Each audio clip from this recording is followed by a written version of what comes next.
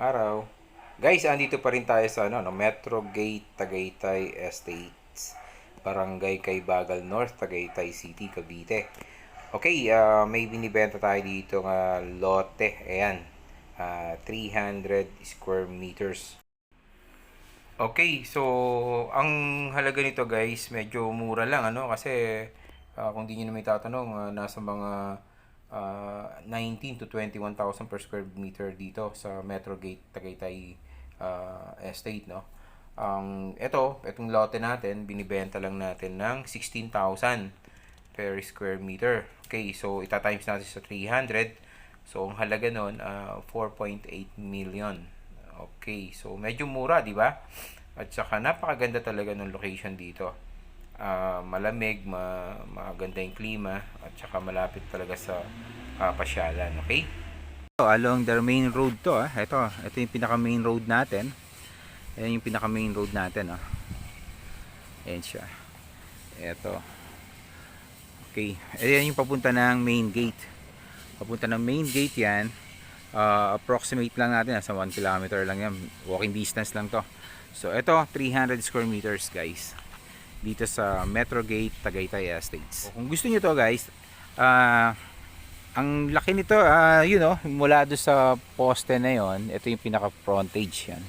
Tapos yung depth niya, ayan, yung bakod nitong bahay na to, yun yung pinaka depth niya. Yan. So ayan siya. Okay, so ang frontage malaki. Parang ganito lang yan Ito. Parang ganito lang ito sa bahay na to. Okay. So, kung meron kayong tanong at gusto niyo mag-offer dito, guys, tawagan niyo kami. Nandiyan yung mga numbers ko sa description box. Meron din tayong messenger diyan, i-PM niyo ako. At huwag niyo kalimutan mag-subscribe sa channel natin para dito sa Metro Gate, marami pa tayong mga binibenta rito. Metro Gate Tagaytay Estates, marami pa tayong binibenta rito. So malay nyo, yung susunod nating ipapakita, magustuhan nyo na yun. At maganda rin naman yung may bakasyonan dito, or kung gusto nyo ito na yung pinaka bahay nyo, pwede naman yun, diba? Okay, so sana naibigan nyo po yung pinakita ko ngayon. At mag-offer po tayo. Napakaganda po nito, kita nyo po. Tahimik na tahimik, di ba? Dito naman may bakante pa tong side na to, bakante pa. Tapos maraming kapitbahay, ayan marami di ba? Ayan po siya. Okay. So napakaganda pa, sobrang presko pa dahil nandito